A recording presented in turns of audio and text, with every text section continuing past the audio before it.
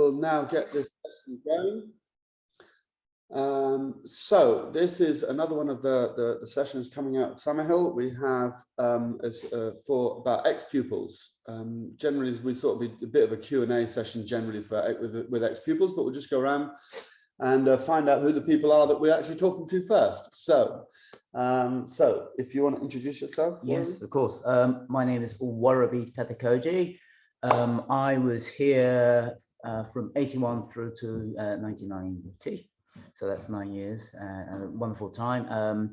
How did I come here? My mother, after she left high school in Japan, she was very unsatisfied with the schooling system in Japan, and she stumbled across some books in a secondhand bookshop in Japan. And she picked a book up, which was by A. Snell. I don't know which one it was, but the shop owner basically said, that's a brilliant book, you should buy it and you should read it. She did.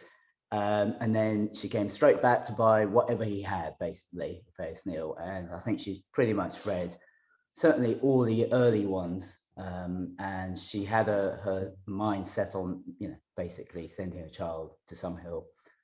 And here I am. Fortunately for me, my dad was also up for that idea, and very supportive. And I was given the choice when I was 7, when I first started school in Japan.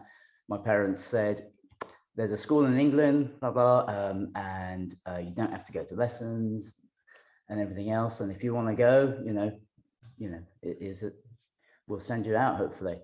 And at that time, I basically said, no, I don't. I'm quite happy here in Japan, So I went to school. But what it was, up to that point, I had not gone to any kind of Japanese schooling. So it was all like, whoa. I spent a year at school in Japan. I found it really quite difficult. I remember doing homework in tears, but still just giving it a stab. But then after the first year was over, I decided to approach my parents again and say, well, look, that school you mentioned in this place called England, can I go? this place called England. Yeah, absolutely. And my parents wrote to Summerhill, and I was accepted, and I came along. And here I am. I think for me, what has always stood out really strongly is the fact that I personally made the decision to come here. And that always has a big thing. Yeah. And so tell me now, so instead of talking about actually your time at Summerhill specifically, tell us a bit about sort of afterwards, after you left Summerhill, what did you do? Or even maybe a little bit leading up to the journey of before you left Summerhill, sort of, and then after you left Summerhill and up until now. A bit quick, but absolutely. I left Summerhill at 17. I was going to leave at 16. I felt I was ready to leave, but when I started basically looking around, I found it was Brockwood Park was a place where I thought I would like to go to, which is sort of similar. I felt that it was similar to Summerhill. In reality, it wasn't really that similar, really, if I'm honest. But anyway, I was rejected. Maybe the reason was that I remember the headmaster basically asking me a question at the end of my 1-week stay, because they needed you to come and stay for a week to see if you fit in. And he said, right, why do you want to come to Brockwood Park? And I said, well, it's sort of similar to Summerhill, isn't it? That probably wasn't the answer he was looking for. I don't know. But anyway, either way, I'm actually really, really pleased that I actually spent an extra year at Summerhill, because it actually allowed me to kind of really sort of do stuff and get prepared for the outside world at a high level, I suppose. Once I left, I went to Colchester and basically did some A-levels, science, maths, physics, blah, blah, that sort of stuff. I made some music. I formed a band which consisted of Anthony, who was the art teacher at the time, or had maybe just, he might have just finished teaching art here. I can't remember, but anyway, we were basically out and about doing gigs whilst I was at college, etc., etc. And then after that, I went on to London, because London was the place where music was buzzing and all the rest of it. So then I moved on to London and went to UCL and did astronomy. A degree. Yes, degree in astronomy. Yeah. And then after that, it was basically just try and find, a job so that I could do, carry on with the music, etc., etc. So I did that for a bit. And then I guess really I met my wife, we got married, we had kids. I had to slow down with the music, but then I always had this ambition of sending my own kids here. And I always felt that was something that I really wanted to do. And my wife is very supportive of the idea, and I have two of my boys here right now in the carriages. And we can actually say also for any of those who did see the live music yesterday, the bass player was the son of Warraby himself. So we actually had a family duo happening in the live music, which was also really nice. Indeed. Okay, great. So Toshi, do you want to introduce yourself and and give us a bit of an overview of yourself?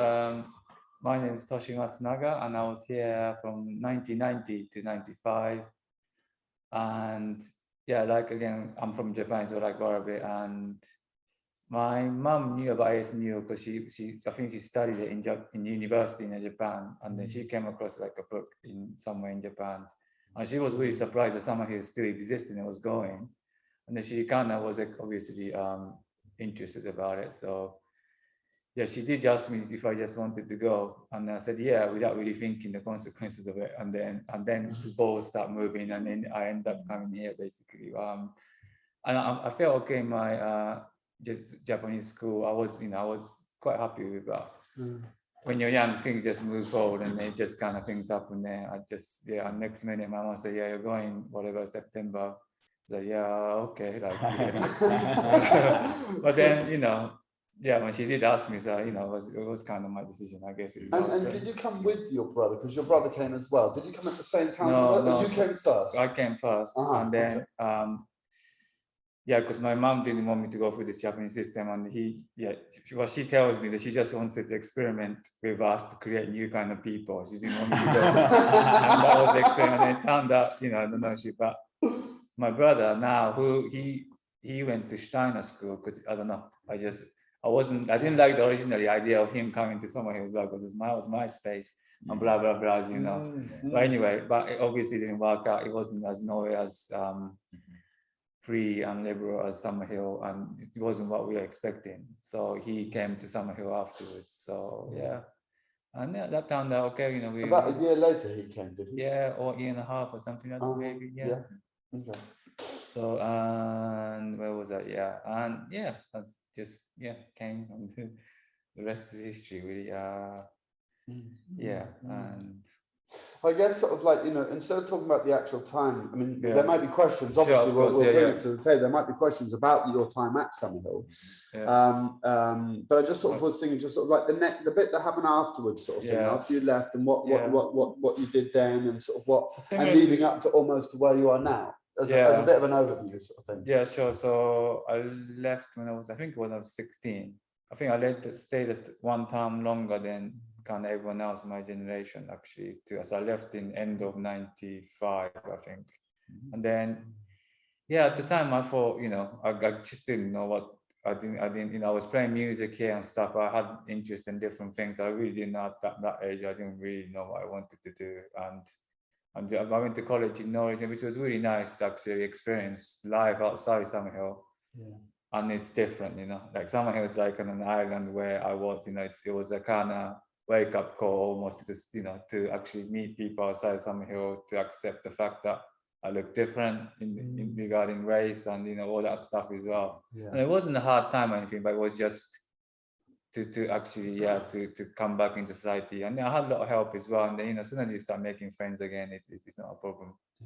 And then I'm still here because I just kind of stayed on in England. I went to college and I started doing band like Warraby, or I got a job here. I moved around from Brighton and I now live in London. And it's kind of. And music has been your work fundamentally, not actually playing the music, but that as well. Yeah, that was. Just give us a bit of detail about that, of what your sort of, what your work at the moment. I work for a music software company, and I've been doing that for a while. Actually, I'm in a really good team. We've been, working on like a notation software, but quite big. We're kind of market leading company where I'm a tester. I do QA, and just trying to break the thing and find bugs and stuff. But so I've been doing that. So I'm kind of involved in the music. But I've been also doing some music on the side, and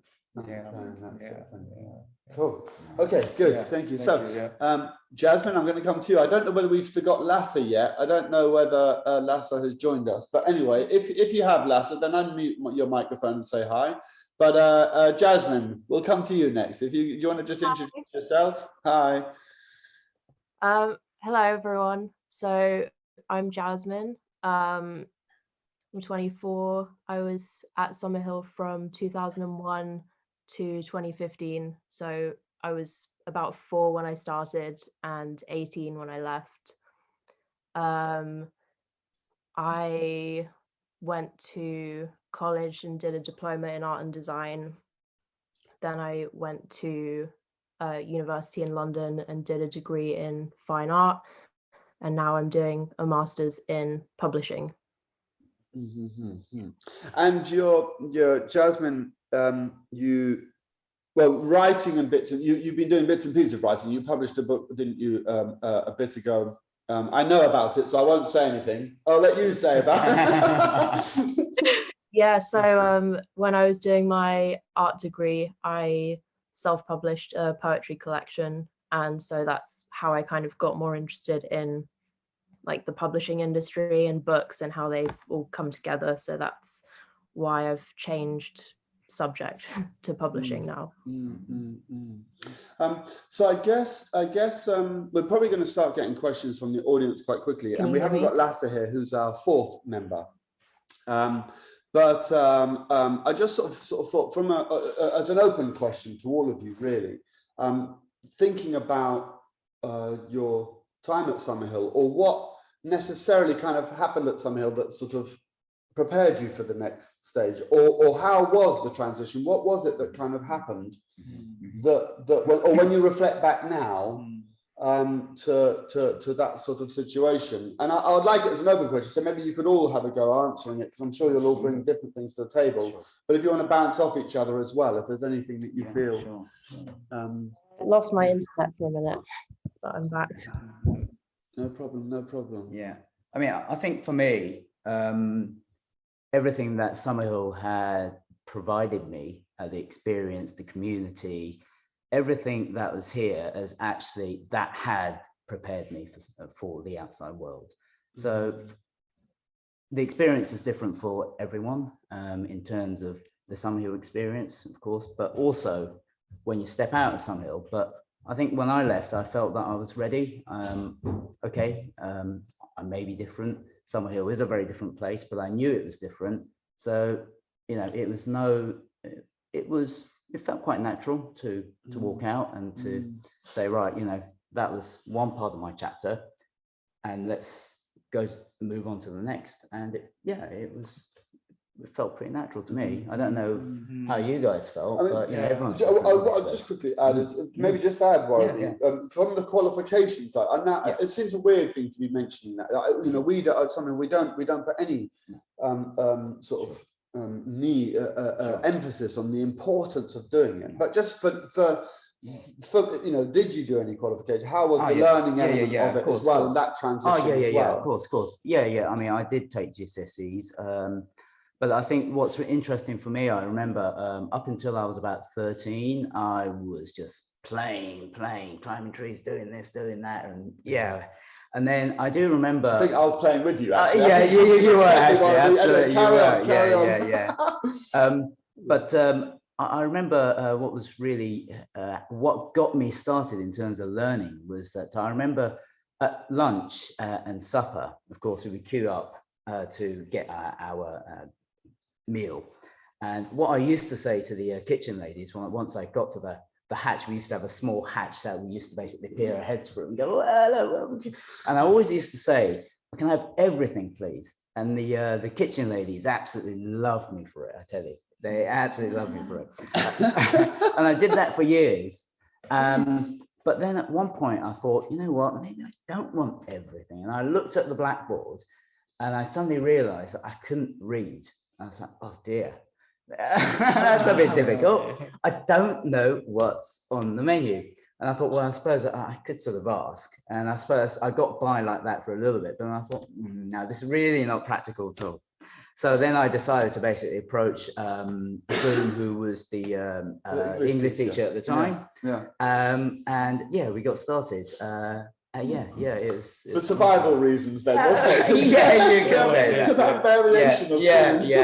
Yeah. But then after that, I decided, okay, if I'm going to start English, then maybe I'll have a go doing other subjects. Why not? And that's when I started picking on various different things and started going bits and drabs. And it's good.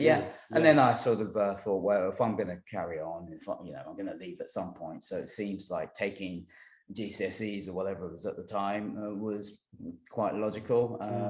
Felt all right to me. I wasn't pressured to go to lessons, so it was off my own back that I was doing, going to biology or maths, physics, and they were actually quite fun, really. Or at least, that's how I find it. So I thought, all right, well, let's do this thing. Cool. Josh, you anything to add? Yeah, it's interesting, the English side actually, because I could speak it. Like when I left, I didn't do much English qualification. I did other GCSEs, but English I just couldn't do it. So I had to go to a foundation before I went to college to do some English, because I could speak it, but I didn't know any grammar. So I just had to learn how to do those grammar stuff. And because I just copied people. That's how I learned English. That's how but I could read stuff, but I didn't have any qualification about English. So when I started doing it, it was not a problem. But and I did GCSEs and stuff, but I just wasn't thinking about anything in that way, to be honest. I don't know if I didn't know really about college and stuff. I kind of fell into it, which was okay. But but then qualification, I did media studies in Norwich, which was because I thought, I wanted to do like films, and you can do a bit of music and do radio recording and all that stuff. So that was really fun. And but for me, it was more about like the identity of myself outside Summerhill I wasn't quite ready.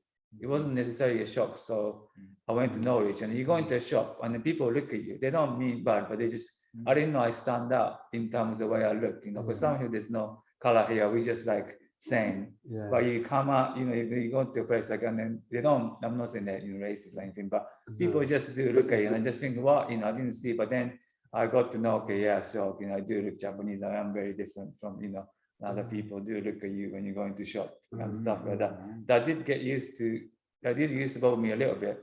But I started telling them, I said, no, they look at me because I'm special, and I just walk in like, I thought with it. And so, and the things that you have to kind of learn from yourself outside Summerhill. But communicating with people, I was quite okay with, what I learned to be with people at Summerhill. That really helped me a lot to just make friends and just be all right about it, actually. But that was a bit of the way I fit into the society was, I wasn't kind of expecting it, because I never felt I was different. Because you never had that whilst being at Summerhill. Summerhill, it's an interesting thing, as you just said, that we're all the same. That it's funny that you don't see it. You don't see gender and race and all those things. You don't even see them really. We're just you're Toshi and I'm Henry, and that's just who we are. Exactly. We've got different names with different people, sort of thing. And that's it. It's interesting. It's not that I had a horrible time or anything. Just something you just notice when people are looking at you more than usual, and you don't understand why. So let's go to Jasmine. Jasmine, so there's two sort of things. So first of all, sort of actually, from your experience at Summerhill and how that was coming out, and then also sort of from the qualifications and bits and pieces and that sort of path. So I took GCSEs while I was still at school. I split them over 2 years because I wanted kind of more time to do my own thing as well at the same time. So I think I took like 3, and then I did 2 the following year. And then I left, and I didn't know where I would sort of stand with everyone else. I was like, are people gonna know things that I don't know? And, you know, I thought I might feel a bit like the odd one out, but it wasn't like that at all. I think everyone is worried going into a new place, regardless of where you're from. Yeah. And it was actually quite easy, you know, transitioning. And then I wasn't going to go to university, but I didn't really know what else to do, so I did that. And yeah, I studied art, so I was mostly like, it's quite kind of self-led anyway. It's quite an independent way of learning, so that was quite comfortable for me, and I just found my way doing what I wanted to do, and through that figured out that I wanted to do writing and books instead. Interesting straight away that one of the first things you said there, which I just sort of think is quite an interesting thing for us to bring up in the festival, really, is the first thing you said was that you split the GCSEs you wanted to do, you split into 2 different times, so that you could be focusing, you could actually control the fact that you're not going to be panicking to get them all done. You could actually, you had the choice to spread them over a period of time. Yeah, it seems like such a simple, you know, you sort of think, well, you know, that isn't that obvious? Shouldn't that be obvious? So much sense. It makes so much sense. And I can't believe it when people tell me they did like 9 GCSEs at the same time. I'm just like, what? I can't believe that. It's a really hard thing. Yeah, absolutely. Yeah. Okay. Good. So, but is there anything else of the team here at the moment? Is there anything else that you feel you want to add or to bring up yourselves to talk about or anything like that? I thought it'd be quite nice to go to some questions now as well. We're about half an hour in, so we've got a good bit of time though. But is there anything else that I don't know if there's anything else specifically to bring up to mention that you can think of, or I don't know, really, just to add, for me, even to this day, I often actually have dreams of Summerhill. And every day when I do stuff, there's something about Summerhill in me. And the passions and things that I enjoy are things that I picked up when I was here. And a lot of the handy skills and everyday tools and skills that I use to get by in life and to enjoy life and, you know, whatever, all seems to kind of lead back to this place. That's what I've found. And so, yeah, for me to come back like this and to talk to you is a great thing. I'm really pleased that, you know, thank you for having me. Thank you so much for coming. Thank you so much. And yeah, and really having my kids here is just amazing, really. I just can't thank the school enough and everyone who's supporting the school. I mean, it's just amazing. Awesome. Yeah. Oh, amazing. Yeah, really lovely. It's nice also what you're saying about those interests, the things that you have that came from Summerhill. Nearly every single one of them, if I'm right in saying, you discovered through play. Yes, absolutely. If I'm right in saying that, really, that, you know, in your natural sort of world of being free and discovery, you came up, you discovered all of these interests and all these skills and all of these things that you're talking about. Very true. They weren't discovered because people pushed you into a classroom. They were discovered because you had you were just free play, basically. Absolutely. No doubt about it. It's interesting as well, isn't it? Yeah, amazing. Oh, okay. Oh, did you say there's a hand? Oh, Zoe's got a hand up. Yeah, Zoe. Oh, we've got Mum here. We might as well pin her as well. We might as well bring her into the conversation. We can't let her escape. No. Hello. Well, I was actually going to call in. I'm not muted, am I? No.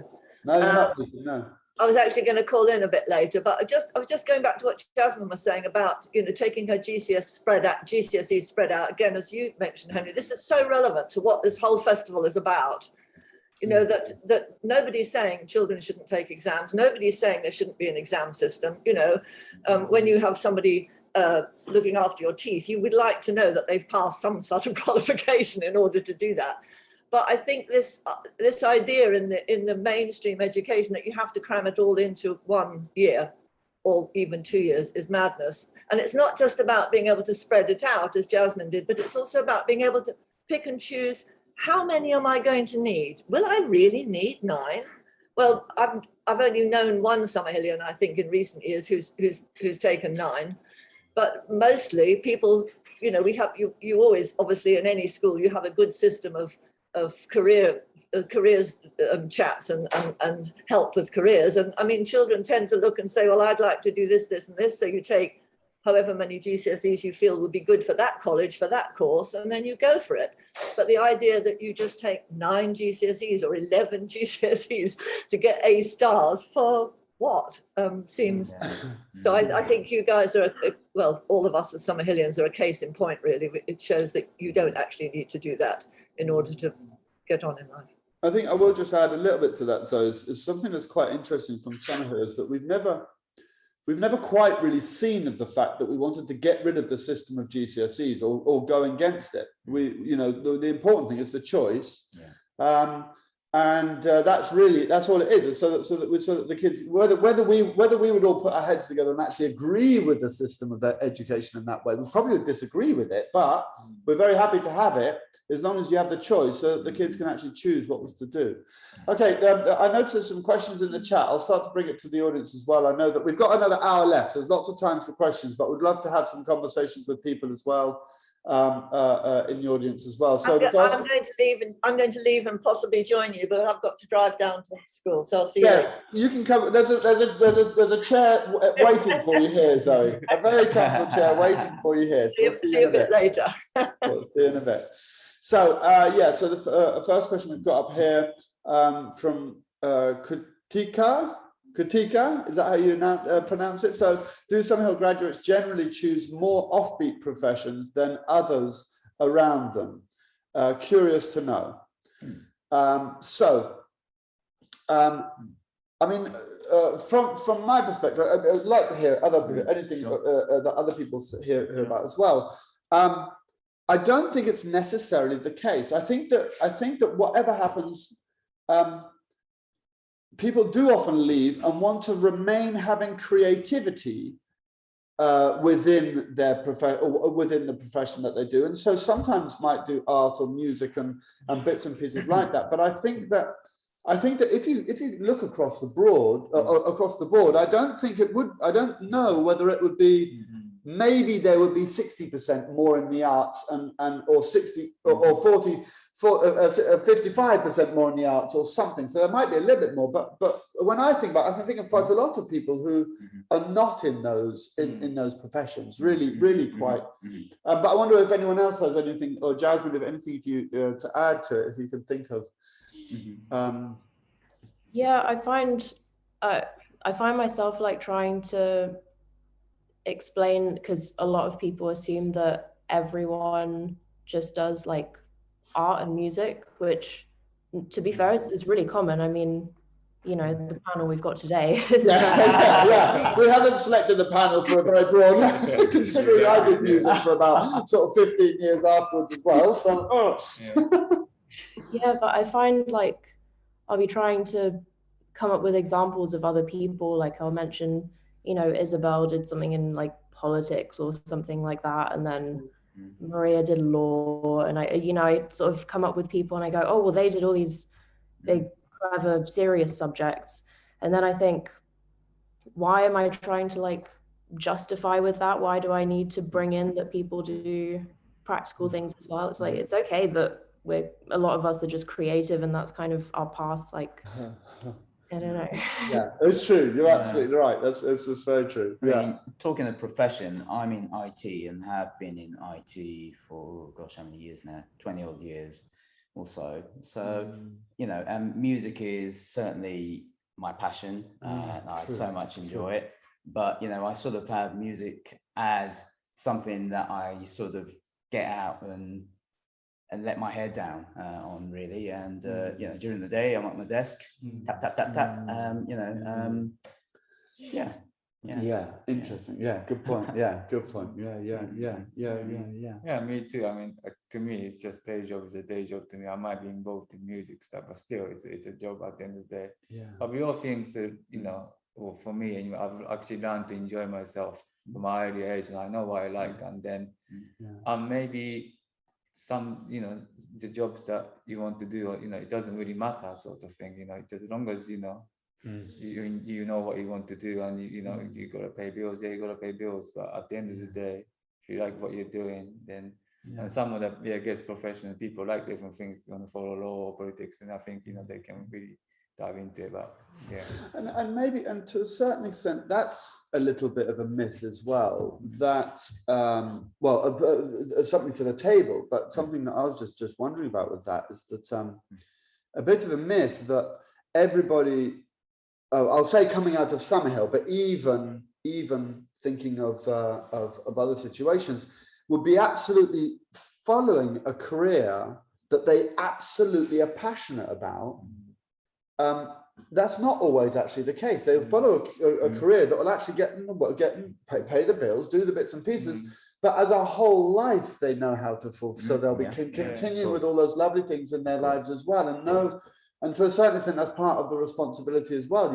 You got to do something. You got to do something you don't like. It's not always about being happy and so sometimes you will do the boring, do the bit of work to kind of, and that also is a reality as well. Maybe that's also.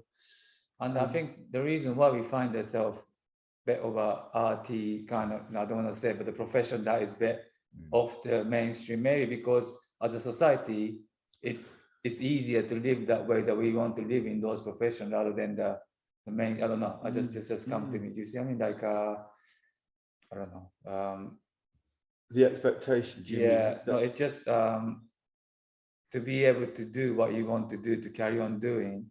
Certain profession might make it really difficult for you to do that. If you have to dedicate your life to just work, and then maybe not all of us don't want to do that, but other profession that is less kind of like that is more kind of music, arty, or things like that within society. So maybe we kind of tend to default into those kind of into those sort of things a little bit more. Maybe interesting. Okay, there's another question from the same person also. Is it that students who go to Summerhill are ready in the world and do not need higher education, or is there? I think we kind of answered that a little bit earlier. That some go on to higher education and some don't, and that we have the GCSE options, and generally lots of children do GCSEs, but quite a few sometimes don't do so many, and will go into different paths, and it's all generally about as wonderful an individual as we all are to a certain extent, really. Cool. Yeah, so there's another question here, unless anyone wanted to add anything to that, what the one above. With the benefits of hindsight, if you could time travel back to your time in Summerhill, what would you do differently? Interesting. Teleport your time. Oh my God, I'd definitely go back as a sand kid again and just go through that just for the fun of it. That's not to do anything better. It's definitely not to do anything better, but that was a lot of fun. I can't think of anything that I would do differently. I had genuinely had such a great time, a wonderful time. I have nothing that I look back on and think, oh, I wish I had done that differently, or I wish I'd done that more. The same as Henry, if I could just run through it again and just go through the experience, I'm all up for it. My God, yes. Wouldn't do it differently. Would do it exactly the same, probably. Copy and paste. I'll do it. Definitely. I'll do it. Because I think I appreciated Summerhill more after I left. When you were here, you were just going with the flow and everything. You just learning everything, just being whatever. You never question. You're just being. You just think this is how it is. And then, but then you appreciate it afterwards. Like, wow, that was amazing. And then people I speak to, it's like, they didn't enjoy their school times. Like for me, it was just the best time in the world. Absolutely. Jasmine, what about you? Yeah, I think I'm the same. I think I would just relive it for the sake of it. Anything to do differently. Can we, out of me being an ex-pupil as well, I wonder if can we think of one thing we would do differently? There must be something. Gosh, right, okay. Wow. can't think of any other way. Exactly. It's like, you know, Yeah, exactly. Could it? yeah, like different people or something be weird. So I feel like we failed. We haven't managed to answer that question. Instead, we've just all sort of gone, we just want to relive it again. Exactly the same way. Can we just do the whole thing again, please? Yeah. Yeah. It's quite a lot of the times, my position at Summerhill at the moment, I get a lot of prospective parents coming and visitors coming, and the amount of adults I have coming to the school who sort of say, can I come as a pupil? I'm sort of, it's almost the big conversation of should we need to be starting a adult Summerhill somewhere so that they can relive their childhoods. And then we sort of thought probably that's not such a good idea. But anyway, so okay. This is Thomas in Tucson. I just wanted to take a second and say, what a rare celebration for people to, as you're doing, to say that there's nothing you would have done different. That says so much about the magic of your time at Summerhill. So congratulations on Thanks, Thomas. Thank you, Thomas. Yeah. Well, I almost want to thank the person for the question. Sifan, who actually asked the question. And I just sort of felt, we're all sort of, we just want to do it again. It's not that it's always fun and amazing. I mean, I've made my mistake. I brought up. I did loads of like naughty things, but I was thinking about them. I don't feel regret at all. I know. Because it was. But that's all part of it. It's all such a part of. It's all within the security, within the security of the system, within the comfort of knowing that if something goes wrong, you can say something about it. You felt comfortable and I won't say you. I'll speak for myself. I felt comfortable and safe. To not only be harassed and actually say something about it and be able to do something about it, but also actually harass someone and get them to come back to me and say that wasn't okay as well. And that sounds like a weird way of saying it, because it sounds like I'm sort of saying that bullying, it's not bullying, that harassing people is okay. It's not about that. It's about being in that. But it's okay to make mistakes. That's what I mean. It's okay to make mistakes without being judged. That's really was important for me. Then I actually don't make mistakes anymore, because there was no. Because you wouldn't know what you did bad, but because we talk about it in the meeting, you actually know how other people is feeling. You have to see them in the meeting. If you did something bad to them, or if you did, you know how the community feel against you if you did something, but not in a, it just felt in a really secure way where you can, I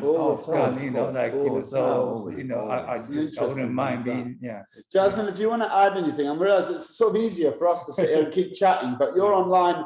We want to has anybody got a teleportation device? We can just get Jasmine here for that was going back to the conversation. I think it was with and Yakov. We were talking, I think it was yesterday, we were talking about the centenary of Summerhill, and we were talking about what would Summerhill be like in 200 years or for its second centenary celebration. And we were talking about the fact that it'd be teleportation. Kids will be teleporting around the world instead of like, I've got my mobile phone. How do you deal with mobile phones? It'd be like, so how do you deal with teleportation?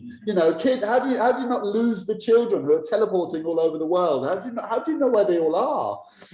So sorry about that, Jasmine. But if you want to add anything at all to the conversation, you can keep your mic off if you want and just join in anytime if there's. Yeah, I've been just like switching it on and off because I don't want to disturb when I'm, when I'm not speaking. But I think I'm good for now. Thank you. Yeah, cool. All right then, lovely. Okay, good. Okay, do Summerhill students notice a difference in knowledge, approach, attitudes, etc. in mainstream education individuals they meet, or do they feel they lack anything compared to mainstream educated? Good question. We've had a good question from the back behind the TV sort of thing. So yeah, go on, Jasmine. Well, I think back to when I went to college. I didn't have a maths GCSE because I never took it at school. I didn't want to, and so I was required legally to do it at college for the first year. I think they couldn't make me do it anymore when I turned 19 because I would have had to pay. But so for that first year, I had to go and do maths, and I'd never done a lot of maths. I'd done, little bits when I was small. And I was thinking, oh my God, I'm going into this classroom of people who have been doing this, you know, their whole childhoods and who have just, you know, just recently, you know, taken maths and didn't quite pass. They're going to know so much more than me. But there are a lot of people who really struggle with things like maths, even no matter how much they've done it. Some people just can't get their head around it at all. And so I found I was actually, although I was learning everything for the first time and other people were just refreshing their memory, I felt like I was not really struggling more than the others. And I found that quite surprising. Absolutely, yeah.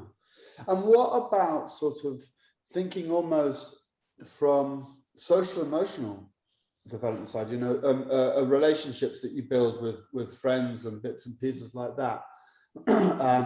You know, almost sort of comparing to people you met, maybe, you know, is there anything from that perspective that you found sort of, you know, to do with, I don't know, I'm trying to sort of think, something that I did notice, I remember noticing this very strongly at college, that it felt a little bit to me that lots of people from my friends as well, people I had lovely friendships with, were sort of almost at the moment of breaking out. They were trying to fulfill things that they hadn't managed to fulfill in their childhood to a certain extent, and that they were then doing things. And actually, oddly enough, a lot of it reflects back to the conversation we were just having about the sort of the pushing the boundaries as children do. They learn about things, you know, through play and all of these lovely other things. They push boundaries with each other a little bit here and there.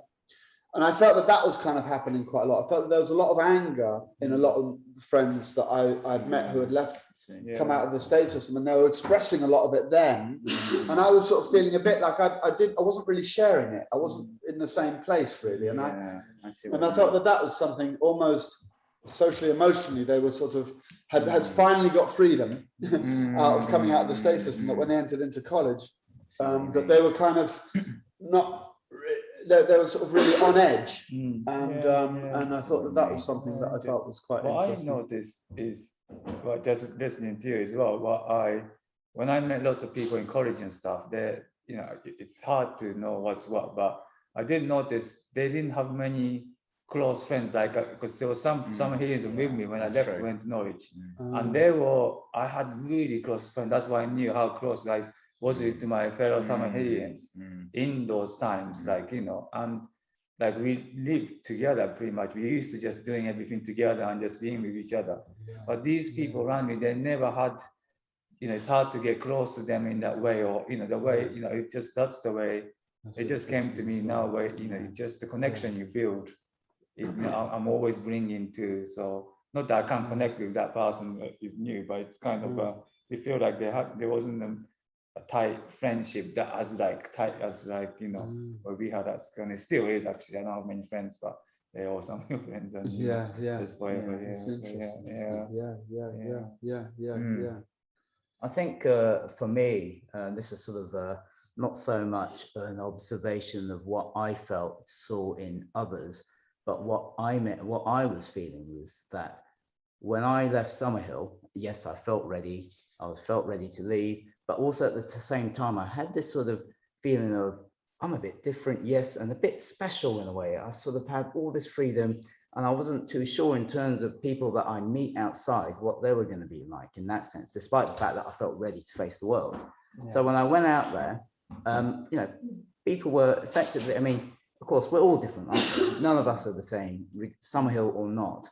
And what I noticed was that, you know, people just sort of, under whatever circumstances, they will do whatever they can, and you sort of meet people, and we're all sort of wonderful in many different ways. And in some ways, it was really kind of opened my eyes, really, in a way, beyond Summerhill, to see that, okay, people do, you know, go through different experiences, and we all can sort of come out of things and be good, feeling good about things. You know, not everyone has, you know, different experiences. Some have, you know, better experiences and happier, and some people are maybe you know, not so. But regardless, for me, it sort of felt that, okay, you know, there are all sorts of different walks of lives, and we're sort of on this planet together, and we're one big community in a way.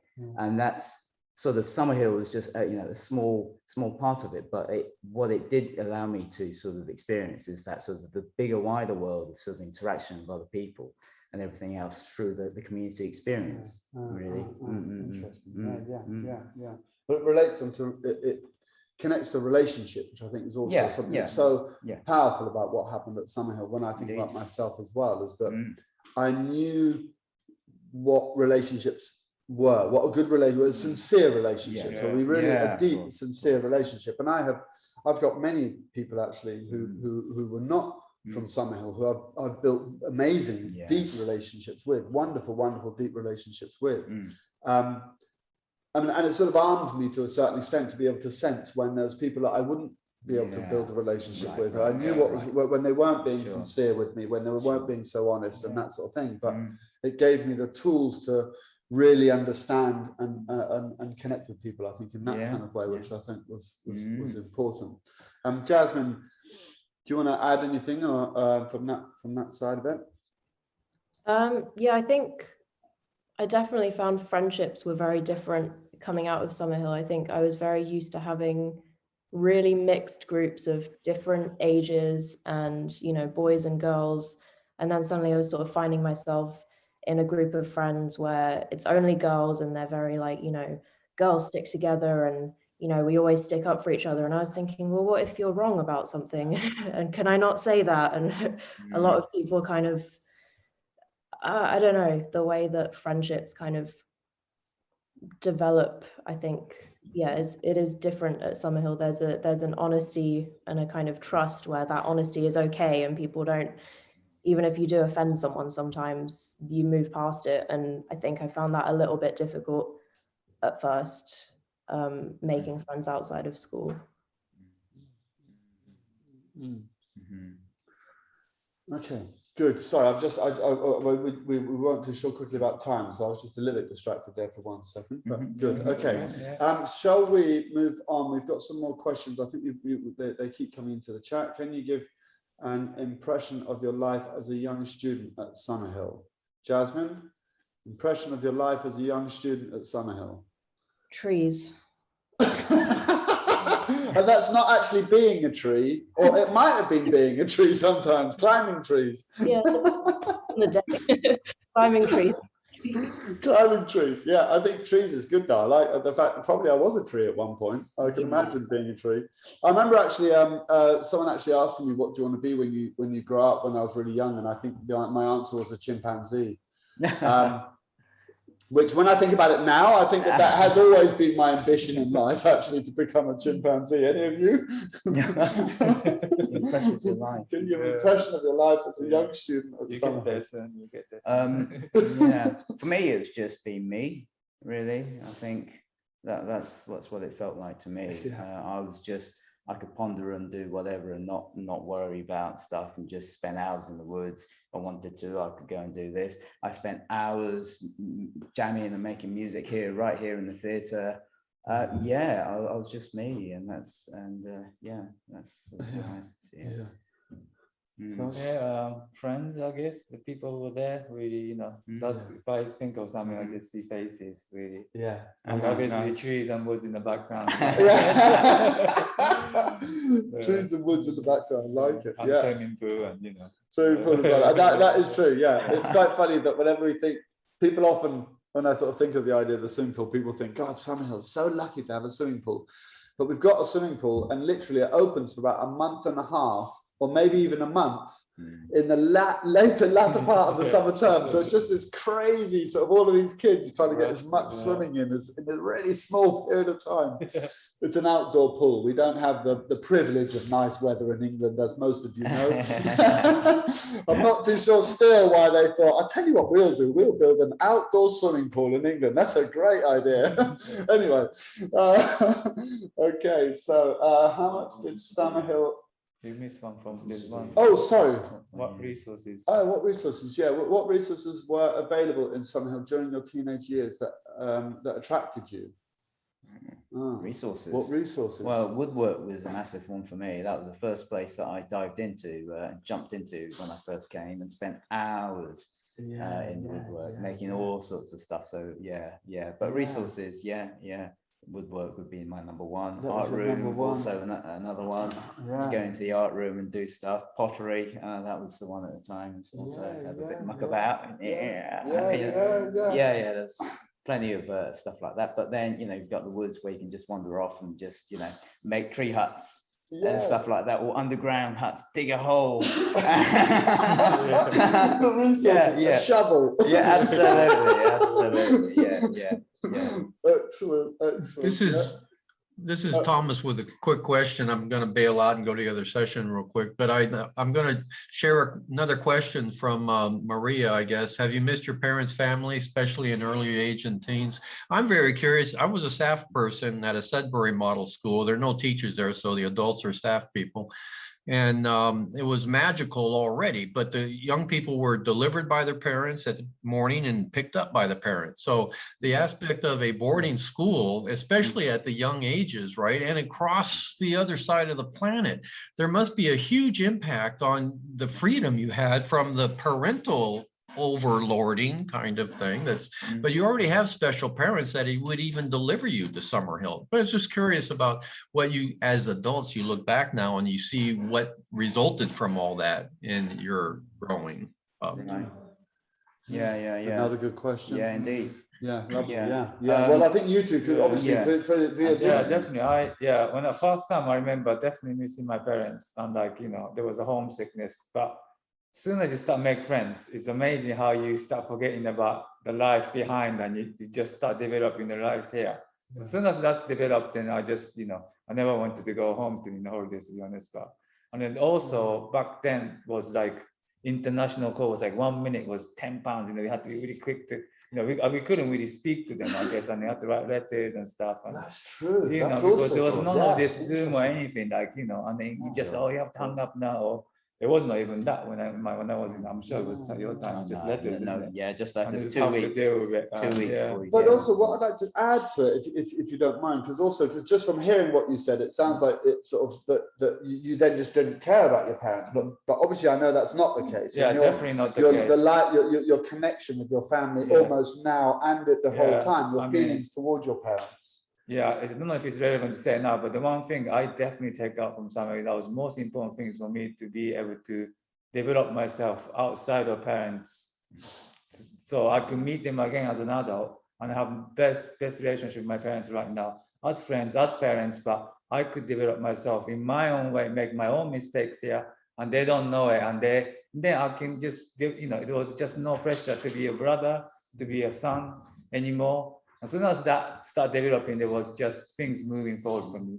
And not that, I didn't miss them, but there wasn't this like needy, attached feeling that I had as a son to, and I think it was, it's just the best thing was for me to actually, and then I think as a family, it's a really healthy but thing. But many people reflect on a similar sort of thing. But anyway, we'll come to you. For me, it's a little different, I suppose. I mean, I came here when I was 8.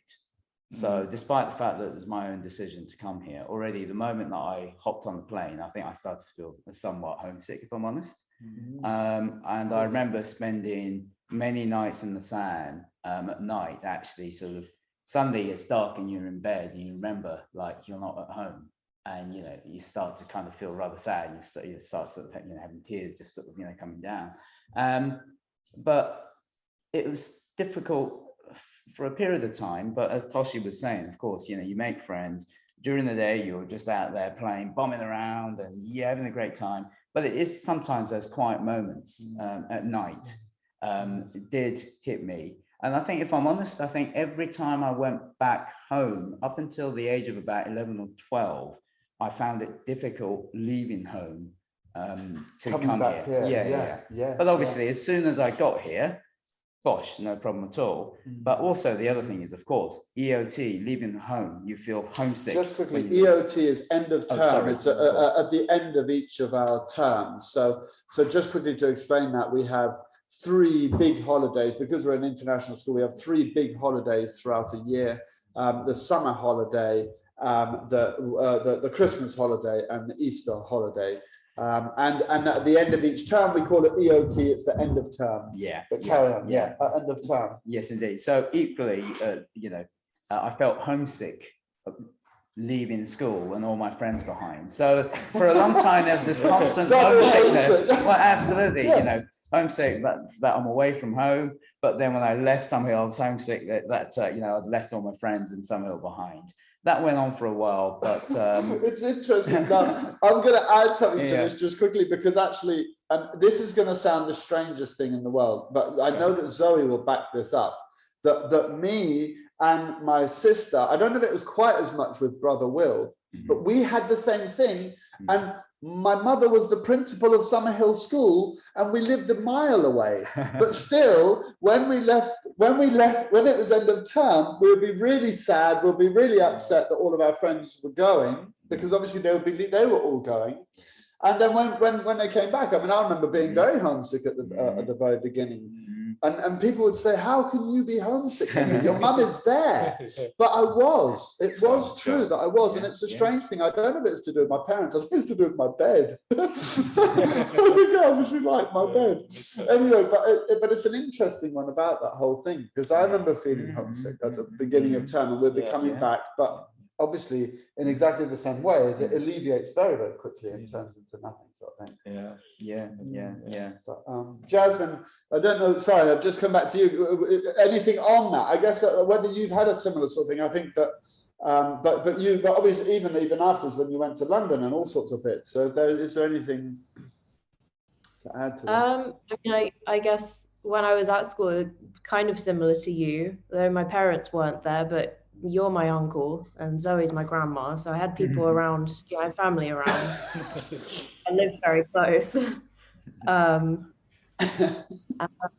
So I guess it was probably more of a change for me when I left school and moved away. I think I probably found that more difficult than the kids who had been coming from abroad, since they were little, because in a way, although I wasn't living at home, and I would still miss probably my bed more than my family, but I would still go away, but it's not the same as traveling across the world, I think. Yeah, it's but I mean, but as in the case of Toshi, the distance really for my parents are still in Japan, has and me being here, I think is, we have a good relationship and have done.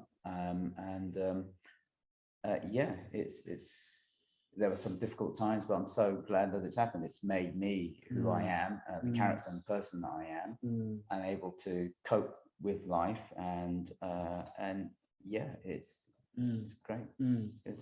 It's interesting. I'll just quickly mention this. I remember this is, well, again, Zoe's not here and she would tell you this story, but I came to Summerhill I didn't really come to Summerhill at a certain time. I just sort of fell into it. I was actually born on the premises of Summerhill School. So whenever I calculate it, I sort of say from 3 years old. But Mum was saying that Mum and Dad would both say that there'd be times when I'd be sort of a day pupil, obviously being very tiny like that. I'd be going home, but then I'd be sort of at the end of the day, I'd be crying and saying, I really want to stay with my friends. And then they would go, okay, well, you can stay for a bit longer. And then a bit later, I'll be crying and say, I really want to go home again. And I was sort of stuck between two worlds. I think that the thing that I can say about all of it, though, that there's something quite nice, I guess, to a certain extent, in reflection to homesickness, is actually, it reflects the love that you have for the place that you're homesick from. And I think that that's something, when thinking about that, lots of kids are homesick when they come to Summerhill. Of course, they love their parents and they love their family as well. But they always get a huge love for Summerhill and the community as well. And it's often, we're very emotional when going back as well. And that's not necessarily, it's not saying that there's not the other way around. It means that you're someone who can experience love and understands love and has a deep... I just want to also add that I was lucky to come from a family that was okay, because there was some kids that was here that came from a household that was not so balanced, or there was some issues at home, and I could see in them they missed the home a bit more, because I always felt my parents' love, to be honest. That's why I felt all right. I wasn't No, that was really important. I didn't realize this at the time, but when I grow up and look back on it, I think I always felt that love. That's why I could just not worry about anything. Unconditional love. You Yeah. felt the unconditional love from them. But if I had something worried about my parents because there's something going home that is not stable, then Yeah, I would interesting. that would be with me. And then I think I could see in some kids when I was then. If I think about it now, that was different for me. So it's not. So from my point of view, you know, I think it's okay, but I think not for everyone.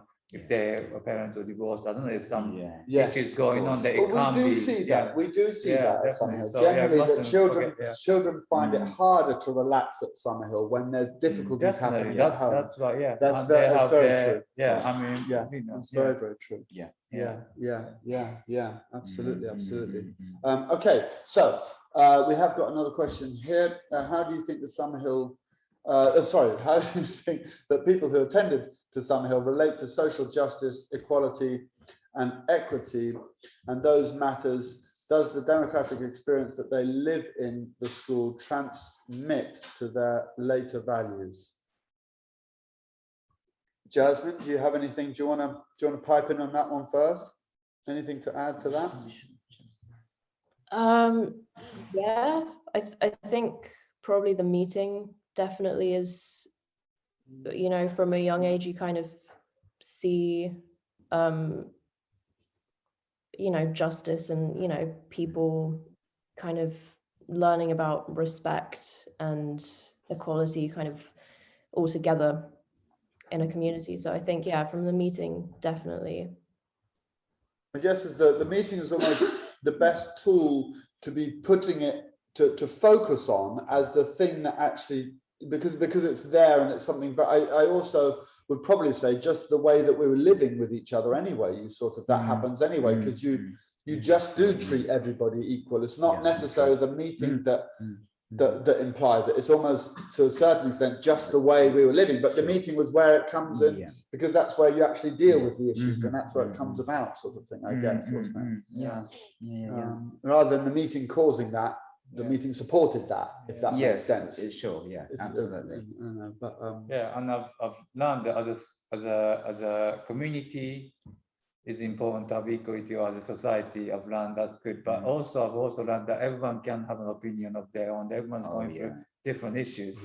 So it's not about you shouldn't have this view because I have this view. You know, we should be equal, but we can sort that in a meeting. But everyday life, you know, I don't like you, you might not like you, I like this, you don't like that. But that's so welcome. So it's okay to be, and it's okay to let other people have their opinions as well. You know, I'm learning that more as I grow up as well. But that's also very interesting. But it does relate a little bit back to what you were saying about when you went out, how it was very evident to you that you were different in race to a certain extent. You went out into England, you're living in England, and it's different in race. Where and that almost shows that the how, I don't know if I should say unprepared that the world was. But that's a different thing, isn't it? That whole angle to it as well. And then you just keep learning as your life goes on to something, but it just gives you that foundation for me anyway. It just gave me the foundation that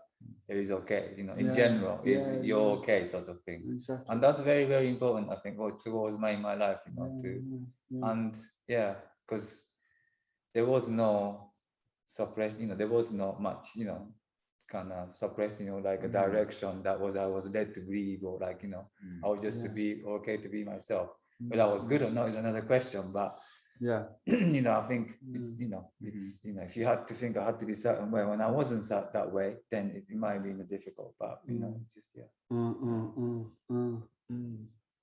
Cool. Okay.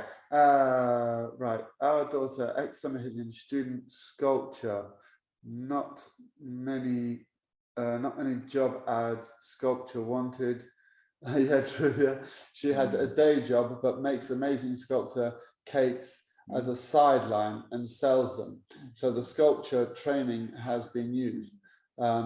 Main thing was she enjoyed her degree. So Sheila Fox, she's the parent of an ex-pupil, Sarah Fox, who you both know. Exactly. Who you'll know. So thanks for that, Sheila. Thank you very much for that. Yeah, lovely. Well, we haven't actually seen Sarah. I haven't seen Sarah for a while, so it'd be lovely to. It's been so lovely to see you, Sheila. Thanks. She's coming in the summer next year, I think. She's amazing. Be busy at the minute making a cake for somebody. Making cakes, excellent. Got a full-time job, and she has to. These cakes, she can be up till 3 in the morning. Have a look at her website, Sarah's Take on Cake. Sarah's Take on Cake, is that it? Yeah. Is that her website? Okay, well. Yeah. Right, so festival people, if you want a cake, Sarah's Cake on Take, Sarah's Take on Cake. So that's brilliant, lovely. Thanks for that, Sheila. Thank you so much. Let's rebuild society to become an adult Summerhill. Excellent. Yeah. I'm not too sure. That's scary. The idea that all of the adults. There's more games everywhere. Maybe that's a bit of a fun question that people could add to the chat if you wanted if that was the case. What would you do as an adult, and then in the audience as an adult, if you came to Summerhill and had your Summerhill experience, you could add in the chat what you would actually do, and we can go through them in a bit. Okay, thank you everyone. I need to leave now. Amazing meeting, Summerhillians. All the best. Yeah, lovely to meet you too.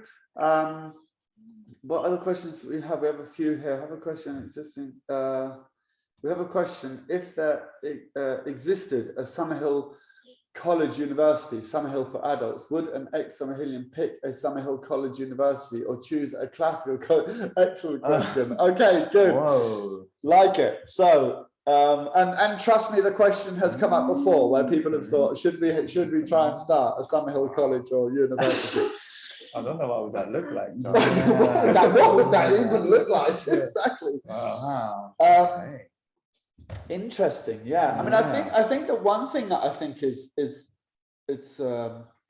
quite a strange one, really, is I sort of think we get this feedback quite a lot at Summerhill, and I've heard this many times through ex-pupils of Summerhill who have said that when they leave, it relates a little bit to what I was saying earlier, as a lot of people who come out of traditional education are sort of breaking out. They're trying to have their childhood because they're then given some freedom.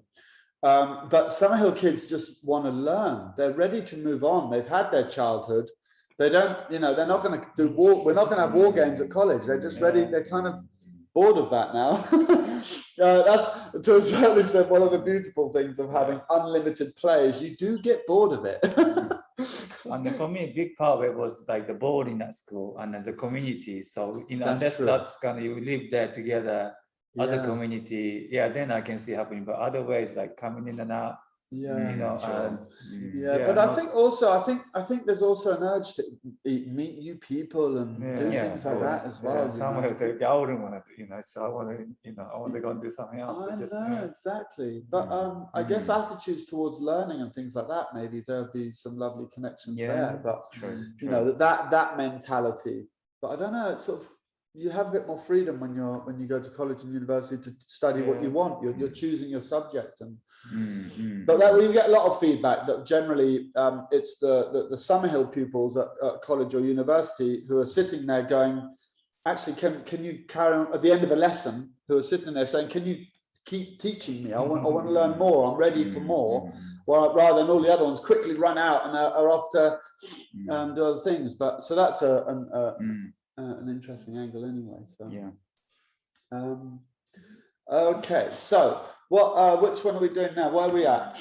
But isn't university a bit more like Summerhill? Yeah, but isn't it exactly a bit more like Summerhill than schools are? Just went to uni for the good time and by gosh, I had it. Yeah, exactly, Sheila, lovely. Exactly. Well, that's the other side of it. Exactly. Yeah, it's just slightly flipped around the other way. So at uni, my degree anyway, you do not have to go to lectures, and you choose how to spend time. So how would a Summerhillian be different? And Summerhill Uni be different? It's interesting. It's a shame. I don't know whether Kageki, I don't know if Kageki would be in the audience at the moment. He runs a democratic university in Japan, actually, and has been running the Tokyo Shure has got a department of a university, and has been running a democratic university. And I know there's a few others around as well. Oh yeah, the University of Students. Yeah, exactly. That's another one as well. That sort of is, again, it's sort of a university run by the students and Right. doing it in that kind of way. It's another amazing project as well. So yeah, but it's an interesting one anyway. I guess, but to a certain extent, I don't know. And Jasmine, you've done university recently. You're now planning to. You're now back for your masters and things like that. Would you think there'd be anything different within the university system that you would think? What's your thoughts on it? I'm not really sure. I guess the main difference is just that at university you are definitely working towards a qualification, whereas at Summerhill you might take GCSEs or you might not. So I think it's the end goal is different. Yeah, that's true. True. Yes. Yeah, absolutely. I mean, I guess whether the question, having a situation where you could go somewhere for experience and to be learning, but not necessarily have it directed to a qualification, but that could be another, so what you do is you just top up of a year experience or a year. I've learned at this place for 5 years, rather than I've got this qualification that forced me to do it for 3 years and I had to do this syllabus. And, I've always thought that the experience thing, is such a lovely thing when it comes to learning and not mentoring, when you're apprenticeshipping sort of to a certain extent. But sort of, going somewhere and actually working somewhere on the ground, I guess that it might be that we would sort of, the Summerhill idea would give a bit more flexibility in that kind of way. But Yeah. Yes. Okay.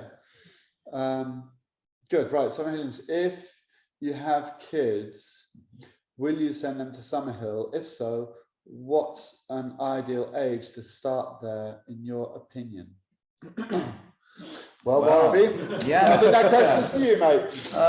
Yeah, I mean, I have 2 boys, 17 and 15, here at school right now.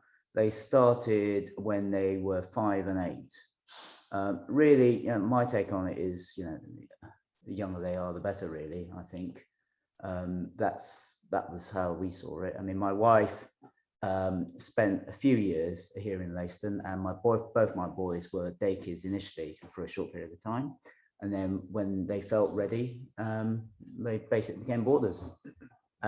So yeah, from my point of view, I think why not start them early? I think that's a great thing. Yeah. I mean, generally, I think that's sort of what we say across the board, but it depends a little bit on the possibility. For example, if they were coming from afar and had to be boarders, then we wouldn't recommend that they come at 5 years old as a boarder. I mean, that really is very, very, very, very young. Normally, today, what happens is that they would come for maybe a parent would come to move to the local area for a year or so, whilst they transition into boarding, if they wanted to start at 5. We have lots of little ones. We have lots of 5-year-olds who come to Summerhill. Yeah. But yeah, I guess but if it was boarding, I guess straight from boarding. Yeah, probably that. I mean, I came when I was 8. So like for me, I think, despite the fact, I was a bit homesick initially and stuff like that, but I think being away from one's parents, really gives you the independence and confidence in life to be yourself and to Well, I think that I mean, we've had quite broad though. I mean, obviously we've got 2 Japanese people who have come from Japan at a very young age, but I mean, Akira came when he was 6. I mean, Akira was a Japanese boy who flew from Japan as a 6-year-old and came boarding. I don't even know if his parents actually visited the school beforehand. They just sent him. And there would have been little bits of homesickness, but the reality is it's sort of fine. Anyway, so that's that is quite a rare example, but it happens quite a lot. The international, Chinese, Korean, we've had Taiwanese, a lot of those sort of age ranges, I would say between, well, not many as low as 6, but 7, 8, 9, that sort of area for boarding. Sort of 8, 9 is sort of probably quite doable. I always thought I wish I came earlier, because I came when I was 11, and I thought I wish I came earlier. But then I kind of think about it now and then. I didn't, the school, Japanese school I was in, it wasn't bad, and it's nice You to were because right, I yeah. experienced the contrast as well from coming from a normal school, which I wouldn't be able to experience if I came early enough. So yeah, it's all great, I think. But yeah, but I think earlier the better. Yeah, earlier the better generally. Yeah, generally speaking. Well, at the moment in this panel, you are the only one with children. Right, So, but kids, yes. so you're the only one with kids. Yeah. Well, we have got a new member, Oh. a new member to the panel. We've got, how long have we got left? We've got another 10 minutes. You come and sit Please. down, Zoe. Look, you're the boss. You don't need to ask. You don't need to ask to come and sit down. You just come and sit down. So, Hello, boys. Zoe, the decision about sending your children to Summerhill, how difficult was that decision? I thought about it long and hard. It wasn't so much about Summerhill, it was about the children. Yeah, that's true. Okay, there we go. There we I'm go. not sure I wanted to thrust Summerhill. Thrust them on Summerhill. Yeah, poor Summerhill dealing with your four. Exactly. Yeah, well, that's a question maybe for the next session, which will be about your book. We'll come back to that one. Excellent. Okay, so we have about another 5 minutes or so left. I know that. So shall I just quickly say something about my childhood at Summerhill? Because I Please saw do. you Yes, not please about my do. childhood, but I was just going to talk about qualifications. I need to say, because I'm very proud of the fact that I never took any GCSEs at all. Yes. Yes. And have I ever regretted it? No, never. Right. I'm hopeless at maths. I've never been able to do maths, in spite of the fact that my father was a passionate mathematician. He used to sit on the train and do maths problems for fun. For fun. For fun. So I've always found, I've never had a problem with not knowing anything about maths. There's always somebody in the room who can add it up for you. No problem at all. Yeah. I've never been embarrassed about it, never been shy about it. Can't do maths. You know, that's just the way it is. So not having taken any exams, I did a few bits and bobs. I went to art college for a while, hated it. They were trying to be free and break down everybody's inhibitions, and I thought, been there, done that, got the t-shirt. So that I just want to learn how to actually do watercolor and stuff, you know. So that was a failure for me. But my passion always was horses. I love horses deep within, and it's not just about horsey, cuddly. It's about the turn of the hocks and the look. I just, you know, for me, if you want to You're a excite, horse geek. if you want to excite me, you'll show me a lovely hind leg, you know. And I'll go, oh. I'm so sorry. So that was the path I followed. I became a riding instructor and took my exam, because you need exams for what you want to do. Very happy to do that. Sort of enjoyed the process, and that was where I went. So I just wanted to say that, because it ties in with the fact that you do what you feel you want to do, and what you know, what Jasmine's been talking about as well, and all of that other stuff. I know that parents worry about it, because you know, my child's got to make a living, but at the end of the day, by bearing with it, you follow the path that you want to follow.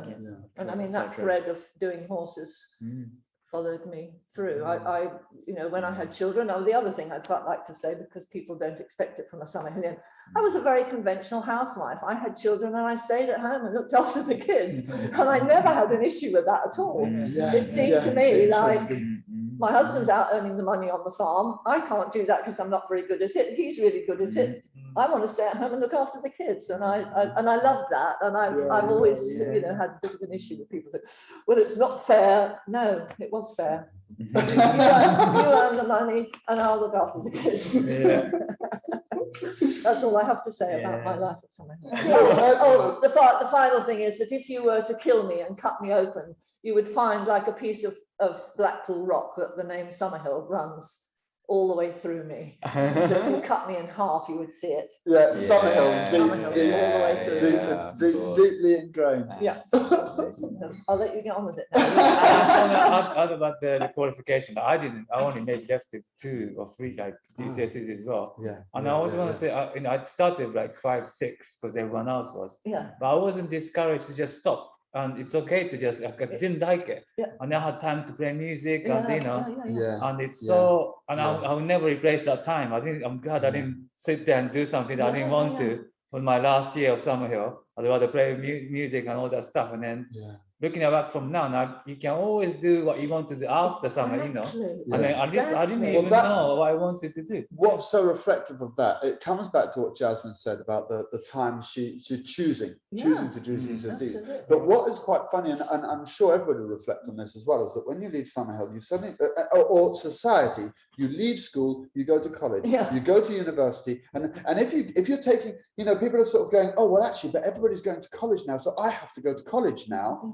But actually, you suddenly realize if you do it a year later, I mean, that was the same for me. I did GCSEs. I carried on doing some more GCSEs after I left Summerhill. I was still discovering what I wanted. I was still discovering my interest. And I then found sound engineering as a topic of study. And I then started to study sound engineering because I was passionate about it and I was really interested in it. And so I then started to do that. And then what was it? 15 years ago, after running a recording studio and having that as my profession, I then started getting interested in education in Summerhill. I have no idea why. That was your big mistake. My big mistake. Yeah, I suddenly realised. The ruination of your life.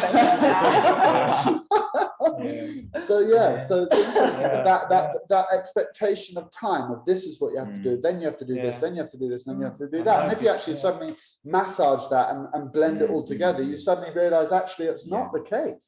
As long as you can get yourself a career, you can do some work, you can get some money. I mean, the reality is we all did. We all got jobs. And a bit with what I was saying yesterday, which I would say again is, you know, listening to an old pupil from many years ago who was saying, oh, well, the trouble at Summerhill was that I never learned to read. And I was, as a Summerhillian, I was sitting there thinking, why? You know, what's to stop you from doing it now? You're 36 or 46, go and learn to read. I mean, it's no good crying and saying it was someone else's fault. One thing we all learn here, and hopefully in all of the schools that are run on, you know, similar lines, is you've got to be responsible for yourself. You've got to be responsible for your own action. And of course you need help and guidance. I'm not suggesting you just throw children out there and, you know, of course you help them and you advise them and so on. And but that's not the point. The point is the ultimate thing is if I didn't learn it at school, there's no good blaming the school. Just get on and do it. You know? It's true as well. Exactly. Good. Right. Okay. Well, we have now had an hour and a half. We've got 5 minutes or so until the next session. So thank you all very, very much for joining us. And thanks all to the audience for all of the lovely questions. We haven't actually, do you want to unpin the unpin the people, Giles, so that we can see the audience? But thank you all so much for coming. We're going to have our next session will start in 5 minutes, which will be an interview with Zoe about her new book coming very soon. I'm going to say we don't know the exact release date, but we can give you some hints anyway. But anyway, the end of November.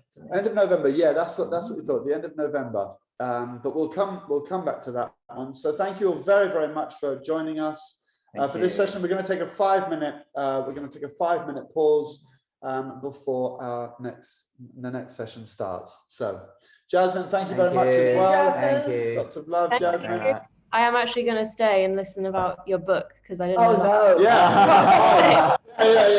Well, that's also possible. If you are staying to find out about Zoe's book, well then go and have a cup of tea, and we'll see you all in a few minutes. We'll just take 5. So lots of love, everybody. Bye bye. Thank you. Bye. Thank you.